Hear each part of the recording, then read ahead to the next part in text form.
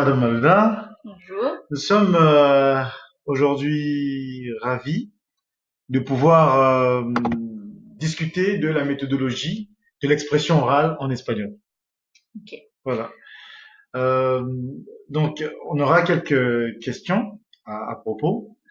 On voulait savoir, d'après vous, comment organiser cet oral, cet exercice d'expression orale. D'accord. Alors déjà, il faut savoir que c'est une épreuve qui dure 20 minutes pour les ES et les S et 30 minutes pour les L. C'est-à-dire 10 minutes de préparation, 10 minutes d'expression orale en continu et 10 minutes d'entretien avec l'examinateur. L'élève devra tirer au sort une des notions qu'il aura traitées durant l'année scolaire. Et du coup, moi, je vais vous donner un plan type, un plan d'étude pour exposer justement à l'oral, c'est-à-dire avec introduction, développement et conclusion. Du coup, dans l'introduction, il faudrait qu'il apparaisse, bien sûr, les notions, c'est-à-dire la définition des termes. Donc, soit mythéro, lieu et forme de pouvoir, espace-échange et idée de progrès. Il faudra mettre en relation cette notion avec une thématique, donc bien sûr par rapport aux documents étudiés durant l'année scolaire. Et de cette thématique découlera bien sûr une problématique, donc qui va questionner, répondre justement à la question par rapport aux documents étudiés. Donc je vais vous donner peut-être un exemple de présentation de notions. Tout à fait. Donc déjà, madame, si vous permettez, signora, lo siento, Oui. sur la partie introduction, comment faire une bonne introduction? Alors déjà, il faudra tout d'abord présenter la notion. Un exemple, me ha tocado presentar la noción ou me toca presentar la noción.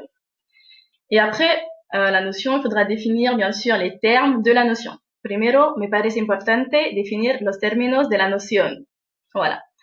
Ensuite, il faudra bien sûr mettre en rapport, en lien avec la thématique choisie. Donc, par exemple, une thématique comme thématique de la violence, de l'argent, du pouvoir. Voilà, il y a plusieurs thématiques. Donc, il faudra introduire et elegido la temática siguiente, por qué, et donner les raisons, justement, de la thématique choisie. Suite à cela, il faudra aussi introduire une problématique, donc qui va répondre au document, à la notion et à la thématique. Et enfin, il y aura l'annonce du plan. Oui, et ça se passe comment? Comment on annonce le plan? Alors, il faudra introduire bien sûr 2 à 3 parties. Par exemple, on pourra dire nuestra reflexión se organizará en torno a 2 enfoques. Donc notre réflexion s'organisera autour de 2 ou 3 axes. Voilà. Suite à cela, il faudra bien sûr introduire avec des connecteurs logiques. Donc, premièrement, por un lado, deuxièmement, por otro lado, et bien sûr pour conclure, par exemple, por fin, a modo de conclusión.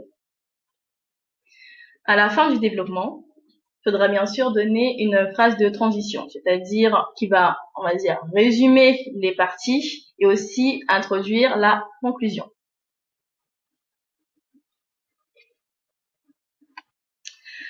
La conclusion doit être très, on va dire, très synthétique. Donc, pas développé puisque vous avez déjà fait le développement. Donc, c'est vraiment, ça va synthétiser vos parties, la thématique, la notion et la problématique. Donc, la conclusion va répondre à la problématique. Et bien sûr, à la fin, il faudra faire une ouverture, donc une opinion personnelle. Et après, s'enchaînera avec les questions avec l'examinateur.